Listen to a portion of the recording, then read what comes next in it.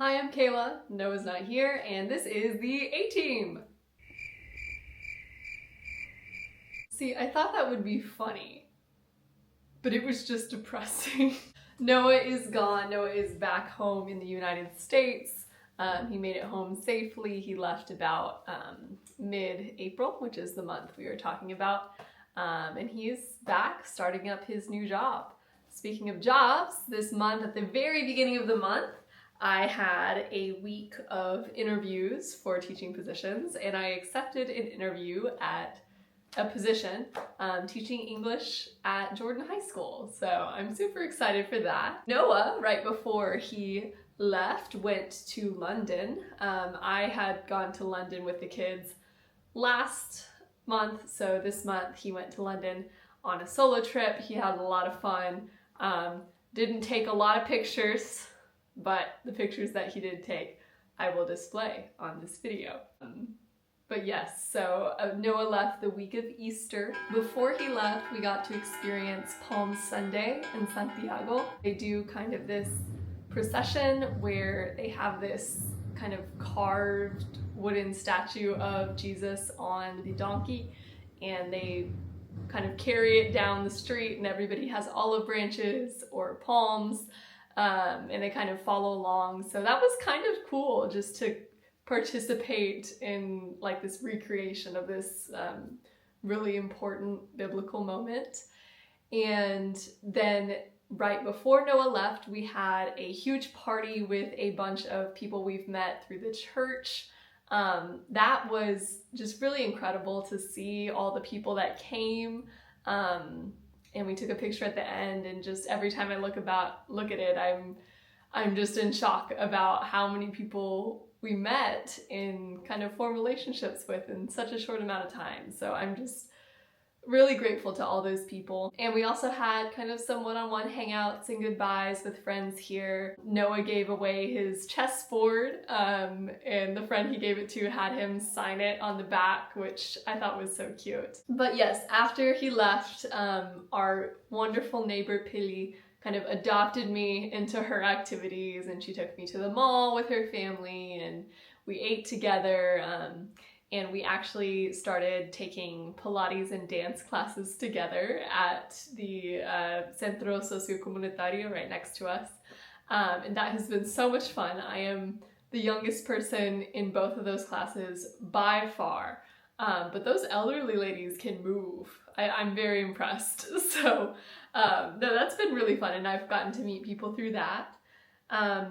Easter was kind of bittersweet, you know. It's the only Easter I've ever been by myself, but I still went to church, and this woman at the church named Delia was very kind to me and gave me a hug, and I actually cried a little bit, which was embarrassing, but you know, she completely understood. She'd had children who had gone abroad and been abroad for big holidays, and it's rough, and she knew it was rough, so it was just nice to have, you know, that connection with someone. And of course I called home. I baked, because that's what I do. I baked and I decorated some Easter cookies, shared those with my Galician class later in the week. And I just read a lot, enjoyed the whole experience of being in Spain on Easter. So it was a nice kind of peaceful holiday there. I went to visit my friends in Pontevedra for a potluck recently. That was super fun. I went to a place called Fragas do Eume, which is this kind of natural attraction in Galicia. It was beautiful. There was a big kind of scary bridge. There were some beautiful waterfalls. Just the beautiful green, flowery scenery of Galicia in the spring. We also had a nationwide blackout that we're still unsure about the cause for. But that was kind of crazy, the apagón. So I don't know, I got back from school because that was one of the days that I got back early, and I think I was texting Noah, and I kind of noticed that the texts weren't going through, and I realized that something was wrong with the Wi-Fi. And then when I tried to turn on the light, couldn't turn on the light. And I thought it was like a local issue, but then I started walking around and everybody was out on the streets and they were like, no, it's like all of Spain and Portugal and they're saying it's Russian cyber attacks, and it was crazy. And none of us knew what was going on or how long it would last. So I, being a good hurricane prepper, went to the store and got a lot of non-perishables, came back, filled a bunch of containers with water, because water is not safe to drink after a certain amount of time without electricity. And I was like doomsday prepping. And then I think the rest of Spain just went to the beach. Everyone else I know was like on the beach, chilling, enjoying life, which my neighbor did drag me out to do once I had finished prepping. And it ended up that the power came back on at about 4 a.m. my time. So I was finally able to get in contact with people back home, which was nice because I was freaking out, they were freaking out, and we couldn't communicate. So I called my family and woke them up very early, but they were happy to hear from me, most of them.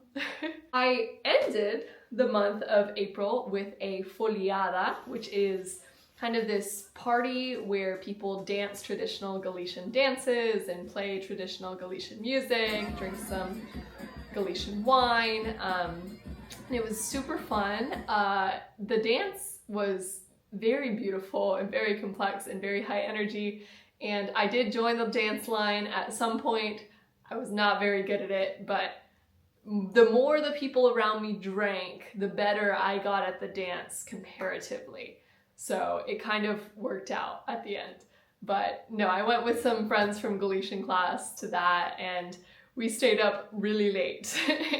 But it was worth it. It was really fun. So yeah, no, that was a great way to ring in May, which I will cover next month, my last full month here in Galicia. So I'm sad that it's coming to an end, but you know, I think ever since Noah left, I am missing him quite a bit. So I'll be happy to get back home to him. But that is the April update. Ciao, ciao.